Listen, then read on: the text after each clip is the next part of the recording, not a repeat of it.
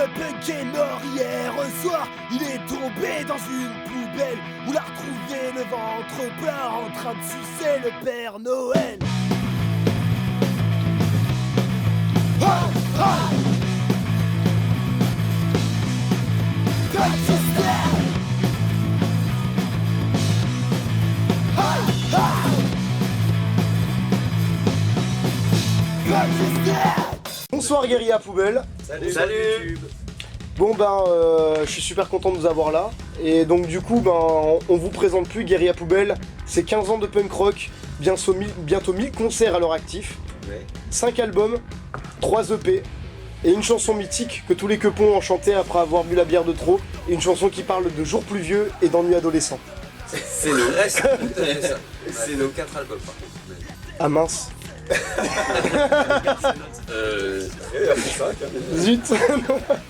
Alors ma première question, voilà, est assez simple. Thiel, sur le coup, vu que tu es le dernier membre d'origine du groupe, est-ce que à la création du groupe, tu t'imaginais 15 ans plus tard encore en tournée avec les Guérilla Poubelle? Pas forcément. Et je me disais pas que ça existerait pas ou plus ou avec d'autres ou pas. Je me suis jamais trop posé la question. Jamais trop posé de questions sur les histoires de carrière avec des grands guillemets et tous ces trucs là. Mais ça fait bizarre maintenant d'y repenser, ouais, de voir les photos. Et tu parlais de se voir sur les images, ouais. Depuis tout ce temps, Guérilla Poubelle, c'est devenu un peu comme une référence dans le punk rock français des années 2000. Et je me demandais d'où vous tirez vos inspirations. Et donc quelles sont vos références au niveau film, livre, même groupe? Alors film dans Guérilla Poubelle, je crois que ça se sont pas des masses. Mais ouais, les groupes, je pense qu'il y a eu un espèce de mélange de pont entre toute la vieille scène punk française, tu vois, les Cadavres, les Rats, Ludwig, les Rues Noires, tout ce truc très français, chanté en français, et puis un style un peu de zik, un peu rugueux, quoi. Ouais. Fin des années 80, début 90, et puis tous les groupes plutôt américains, NoFX, Rancid, etc. quoi.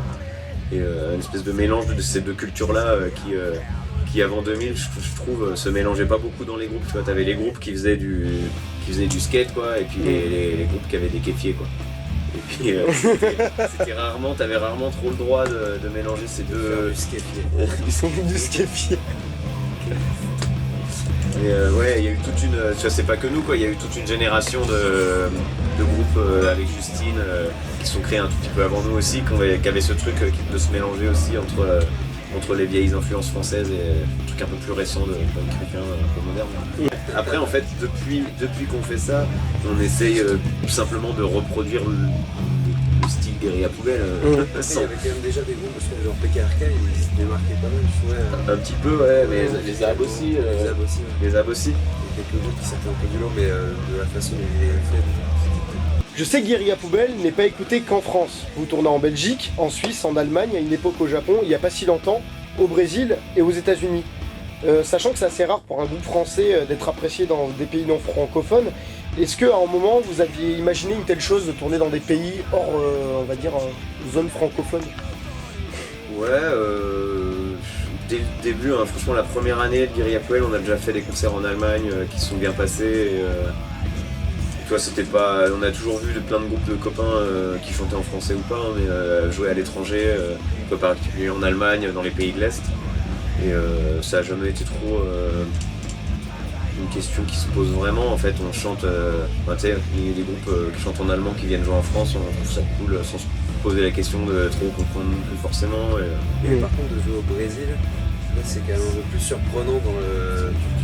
Parce que le pays est vachement plus loin. Ouais, c'est moins accessible géographiquement. Moins de groupes qu'on connaît personnellement qui y sont allés aussi, donc c'est.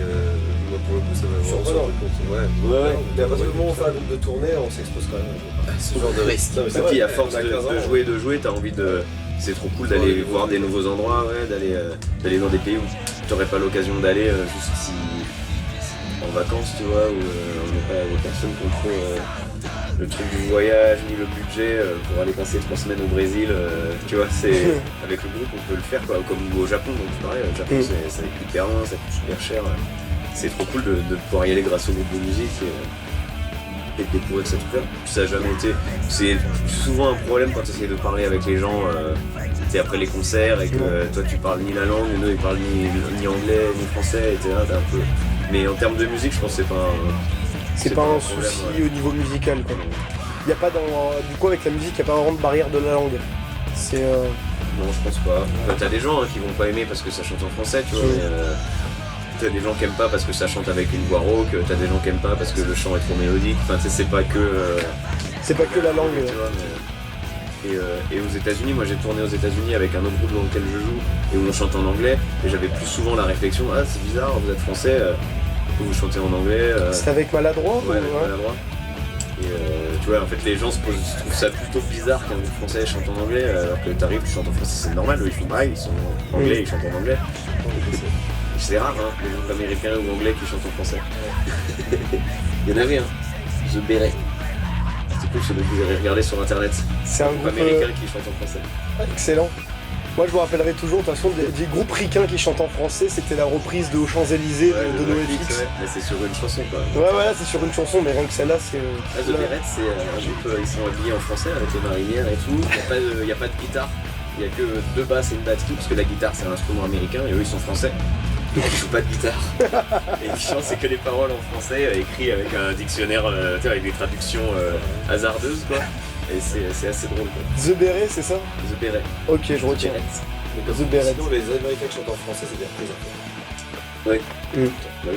Dans votre dernier album, La Nausée, certaines chansons me semblent aller par paire, comme par exemple Je ne possède que mon corps et Ceux qui ne sont rien, ainsi qu'Une bouteille à la mer et En marche. Pouvez-vous me confirmer ça? Vous expliquer pourquoi et éventuellement s'il y a d'autres morceaux qui vont ensemble, faisant de La Nausée un album vraiment cohérent de bout en bout. Question suivante. Bah, Non, a priori, c'est pas écrit pour aller ensemble, mais en fait tout l'album a été écrit sur un laps de temps très court. Donc en fait, effectivement, il y a une cohérence sur le disque. Ça a tout été écrit en 10 jours et enregistré en 4. Du coup, t'as un truc qui est forcément dense et qui a tout a le même son, la même énergie, on a tout fait. C'est assez instantané, donc t'as une cohérence sur l'album, mais ça n'a pas été. C'est pas un concept de lier les morceaux. Je pense qu'il y a des trucs qui se rejoignent et qui se recoupent, comme les accords de guitare qu'on va faire en fait 2 fois de la même façon quasiment, genre de truc. Ouais, puis il y a des chansons qui se ressemblent aussi à certains et puis en les collant, ça fait que ça fonctionne bien, t'as une énergie qui est cool, mais elles n'ont pas été composées en se disant on va les coller quoi. D'accord, ok. C'est une question. La première, effectivement, Je possède que mon corps, qui a vraiment été pensée pour être la première du disque. En termes d'intro, c'est une chanson qui est courte. Et le texte commence bien le disque. Quoi. La plupart d'entre vous ont un groupe en plus des Guérilla Poubelle. Est-ce que c'est facile de gérer tous vos projets en plus des Guérilla Poubelle ou parfois c'est carrément foireux? Alors d'entre nous, on 2-3 groupes en plus de Guérilla Poubelle. On a plus de 10 groupes à nous 3 cumulés.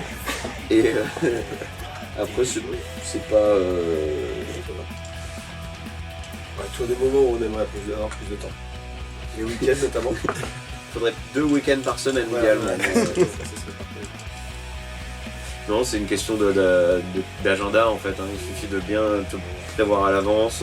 Il faut que les gens dans les autres groupes aussi soient aussi réactifs à dire oui ou non à un truc, quand ils posent une date et puis qu'ils s'y tiennent quoi. Parce qu'il n'y a rien de pire que de dire on va faire tel week-end, je peux pas, il y a Maladroit qui veulent faire un week-end, du coup eux prévoient autre chose, et puis finalement les gars de Maladroit peuvent pas alors qu'on a déjà refusé des dates de Guérilla à cause de ça, que ça aurait pu. Enfin tu vois, on a de la chance de pas être trop dans des groupes où ça fonctionne comme ça. C'est pas vous, moi ça va. On cracherait pas sur comme il dit, un 5e week-end par mois. Un petit week-end gratuit en plus quoi. Il manque un ou 2 week-ends par mois. Ou plus de vacances scolaires. Vacances scolaires de 3 semaines ou 2 semaines, ce serait bien. Ou 2 semaines de vacances scolaires par mois. Ouais. Avec 3 week-ends dans les 2 semaines. Voilà. En 2007, Ceci n'est pas une fiction était un film qui retraçait 1 an de tournée des Guérilla Poubelle. J'avoue moi-même que c'est l'un des films de tournée que je regarde encore maintenant tellement il m'a fait rire. Et il m'a donné envie de m'investir en plus dans la scène. Je crois que c'est vraiment c'est con, c'est un film de tournée, à chaque fois que je le regarde, j'ai envie de trouver un batteur parce que je crois que c'est un des trucs les plus galères à trouver dans la région pour former un groupe et m'y mettre à fond. Et je me demandais, si vous avez l'occasion, est-ce que vous referiez un film comme celui-ci? Bah oui, si on avait l'occasion.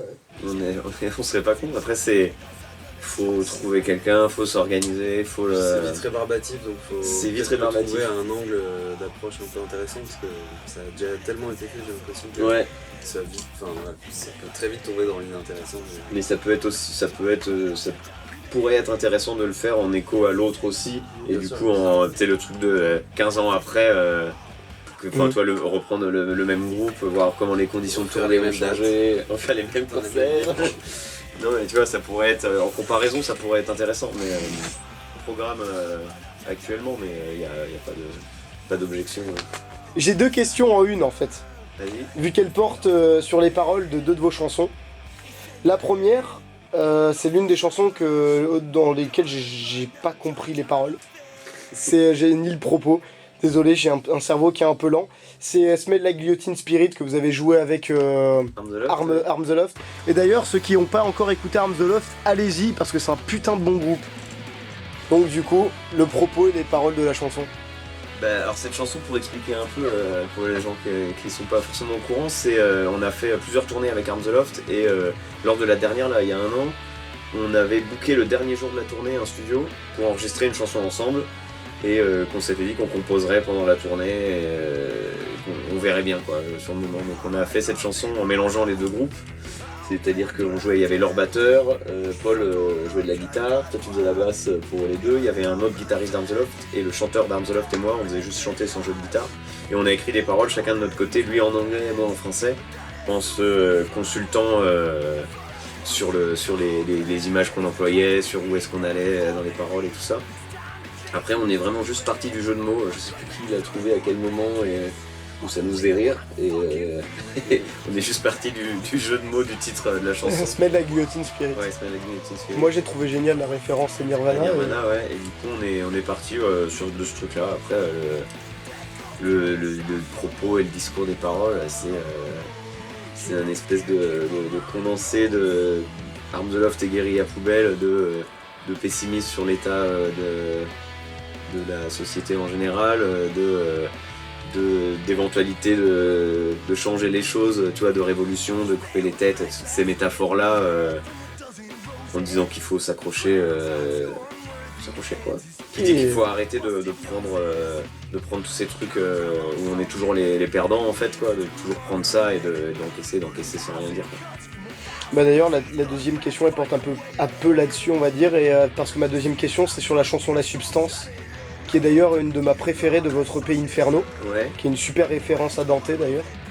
ouais. Et c'est le refrain qui m'a marqué, c'est n'importe quelle joie, n'importe quelle peur, n'importe quel échec, n'importe quelle danse, est-ce que tu crois qu'on s'intéresse à la souffrance? Cette chanson, elle n'a jamais autant reflété, à mon point de vue à moi, le fatalisme à mes yeux. Et à un moment en plus où j'étais, on va dire, en pleine remise en question. Et donc du coup je me demandais ce que vous voulez dire dans cette chanson en fait. C'est une chanson qui parle comment dire, c'est une vieille chanson qu'on joue plus là, j'ai plus trop toutes les paroles en texte, mais c'était l'idée du truc, c'est le refrain qu'on a jamais fait en concert, moi je pense c'est tout ce truc de, tu vois, la danse, les trucs, on s'amuse en boîte de nuit, tous ces trucs futiles là, les informations sont complètement aseptisées. Maintenant tu regardes BFM TV, c'est que des faits divers sordides, histoire de faire peur aux gens quoi. Et tu vois encore là, cette semaine, il y a eu ces trucs de pots de Nutella là, où tout le monde est en train de se moquer de gens qui se battent pour acheter des pots de Nutella, mais tu sais, si ça arrive, c'est qu'il y a un problème de misère qui est terrible, tu vois. Si on en est à se battre pour 3 € sur des pots d'huile de palme, quoi, il y a un truc. De ceux qui Ouais, sont venus là-dessus. il y a aussi, un dédain qui est terrible dans toute la façon dont on traite les informations et comment le sport est dans la société, comment la musique est traitée dans la société, comment les loisirs sont traités et tout ça, quoi. D'après mon souvenir que j'ai du reste des paroles, c'est ça le discours dans cette chanson.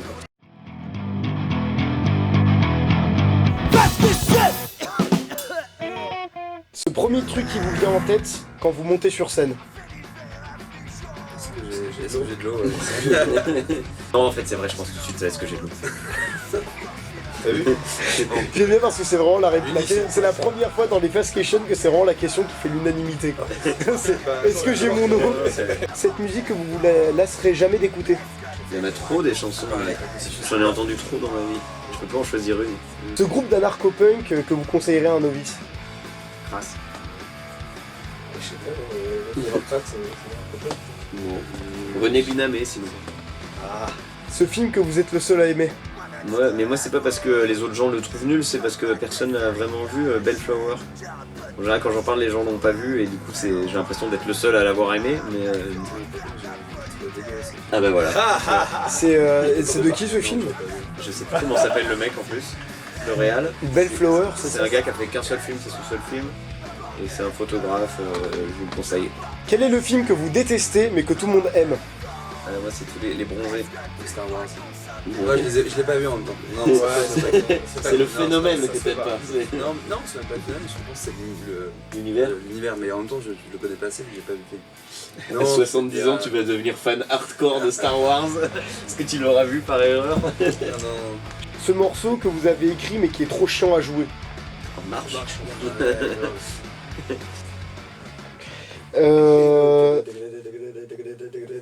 Sur Inferno. Ah oui, alors.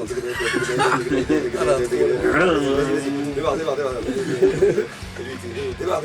Putain, mais attends, c'est comment ça s'appelle? Attends, c'est... La substance, c'est l'autre. Non, c'est La Place du Mort. Ouais, c'est du mort. Place du mort et En Marche.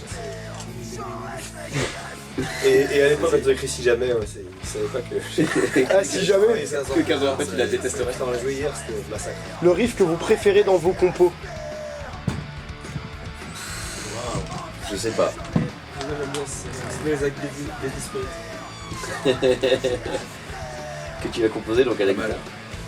C'est comme demander à une mère lequel de ses enfants elle préfère. Oh, la belle métaphore. La chanson de Goldman que vous reprendriez. Je ne connais pas assez. Tout repose sur toi. Tout repose sur toi. C'est Cabrel, ça. C'est Cabrel. C'est Cabrel. Goldman, et pourquoi tu m'aimes encore pour Céline Dion, il a fait. C'est lui qui a écrit ça. Je crois jamais à cette chanson. Non, mais forcément il y a une bonne idée là. C'est un bon riff. C'était un bon riff, hein, c'est ça que tu veux. Donc on va reprendre. Non, reprendre une chanson de Goldman que vous aimeriez reprendre. Non, mais bon, c'est un bon riff. Un petit mot pour Macron. Ah bah on va parler de ce discours où il hurle là. Ah ouais, tu l'as regardé? Bah non mais j'ai Ah. vraiment hâte de regarder ce discours où il hurle. Il a pas vu le fameux discours. C'est notre progrès. Il a Moi- beaucoup là-dedans. Moi j'ai vu la parodie version métal, c'était Ouais, déjà c'est vachement la- marrant. Ah moi ce que je dis c'est les parodies. Du coup, Non, ouais, pas besoin de tout ça, non, pas. même pas un mot méchant. Non, on lui dit dans l'album, on lui dit de pas oublier que c'est nos gares et c'est nos syndicats et que voilà, qu'il n'oublie pas. La question existentielle.